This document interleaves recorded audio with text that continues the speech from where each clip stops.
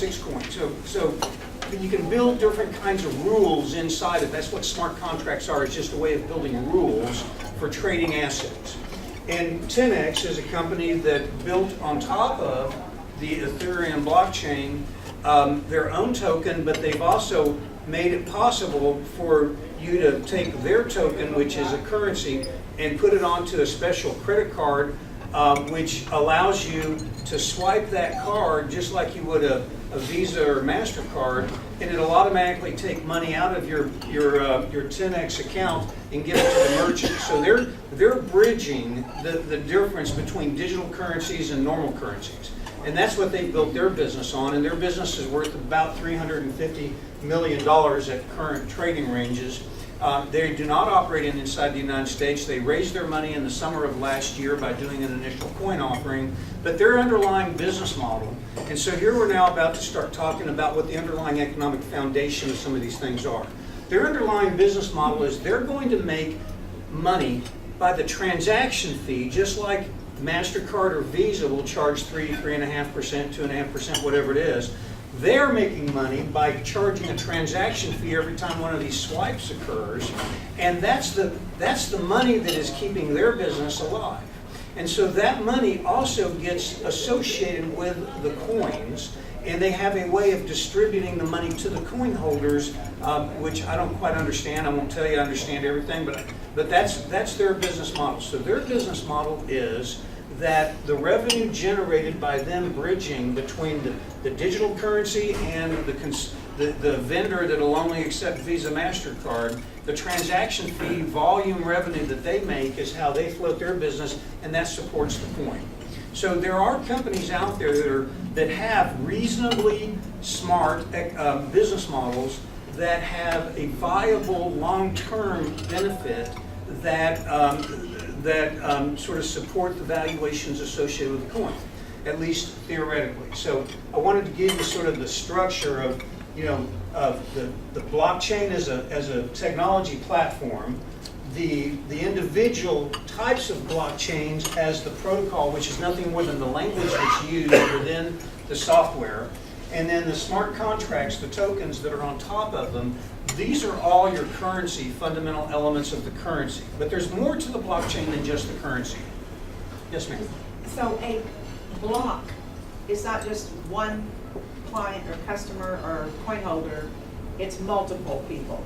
It's a bucket of information, typically anywhere between 1 megabyte and 4 megabytes of information that you can store inside of a block. But it's for how many people? Multiple people or one individual? However many types of transactions you can encode within that 1 to 4 megabytes worth of. So it's not devoted to a single transaction. Well, I was thinking of like a single person.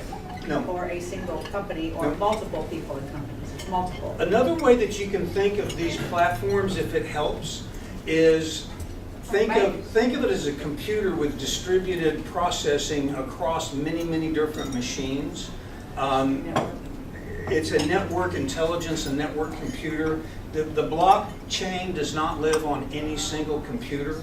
The information that's in the blockchain is stored on dozens or even hundreds of computers, and they're constantly comparing the information. Is my copy the same as your copy? If my copy is the same as yours copy and same as her copy, then it must be authentic.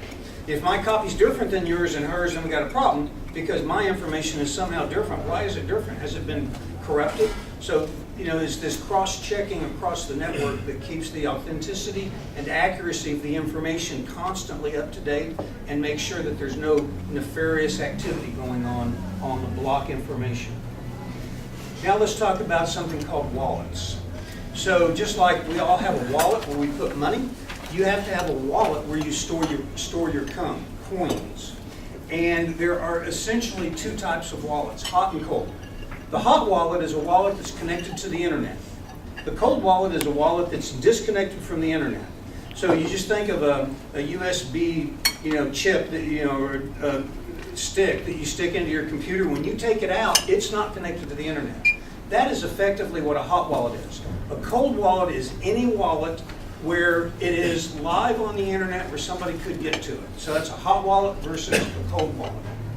So we're going to actually go into a little bit of detail on the wallets because this is important. So hot wallets exist on exchanges like Coinbase and others. There's web wallets, mobile wallets, HD wallets. There's phone verification that is an aspect of most wallets. So there's a variety of different types of wallets. And really just think of a wallet as an app that you download on your phone, or an app that you download onto your browser or onto your computer. And that app has about a 25 or 30 digit number associated with you, and it identifies you uniquely, and that's the wallet, that's your address, that's your wallet address. And so if somebody's going to send you money, you take that address and you send it to them or give it to them, and they can then send money to you. It's just a location identifier for a piece of crypto protection of your coins. Yes, sir. So then do you need one wallet can accept every type of cryptocurrency, or do you need a separate one for each type? Both yes and no. There are some wallets that are limited in terms of the number of types of blockchains they connect to, the types of currencies that they accept, and there are some wallets that are much broader.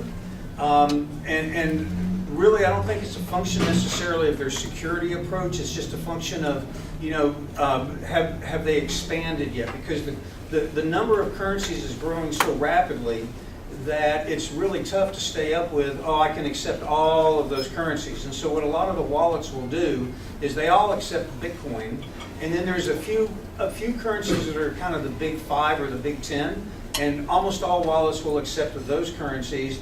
But then when you get outside of those currencies, your wallet may not accept them. And I'm going to go backwards a slide or two. Bitcoin is accepted by everybody. Ethereum is the next biggest. You don't need to know this, but they have a protocol called the ERC20, and that's just as a name. Just call it the Ethereum protocol. 10x and hundreds of other coins or tokens, which are like coins, are traded on the ERC20, the Ethereum platform. There are wallets out there that are sort of generic to ERC20, and so pretty much any token that it uses the ERC20 Ethereum platform as their underlying technology, it'll accept those tokens in that currency. But even then, you have to be aware of the limitations of what your wallet will accept and will not accept. So if you're running a business and somebody wants to pay you in cryptocurrency, I'm just trying to simplify it for a simple mind. Is it similar to we take Discover Card and Visa, but we don't take MasterCard? Sort of. It's similar to that. I mean, that's really kind of what it boils down to.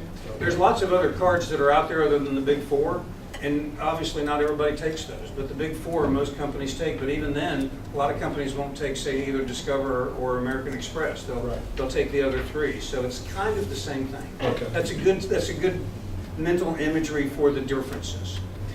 Okay, so when you have cold storage, when you're talking about wallets that are not connected live to the internet, there's 3 types: hardware, paper, and, believe it or not, brain, where you rely upon your memory. Hardware wallets are literally, again, pretty much some sort of a USB type of device that you plug into your computer long enough to transfer money into and out of the wallet, then you take it out of the computer so that it's not connected to the internet. A paper wallet is literally where you write the information down on paper, and then a brain wallet literally requires that each time you try to log into your online wallet, you have to type in typically an 8, 12, 16, or 20 word phrase. Now, it won't necessarily be the quick brown fox jumped over the lazy old dog, but it's a phrase of some sort that you create that is unique and you'll remember. Of course, the problem with that is if you forget the phrase and you can't log into your wallet, you can't get to your money because these things are incredibly secure. So if you lose access to your wallet, any money in that wallet is just gone. So it's very important that you choose a wallet and a storage mechanism that you're comfortable with. And in most cases, do not store large amounts of currency in a hot wallet because hot wallets can be broken into. And you hear about North Korean hackers breaking into exchanges. They also break into people's wallets. So there's a whole industry of people out there that are trying to break in and steal cryptocurrency because they can convert it into cash. So again, a good strategy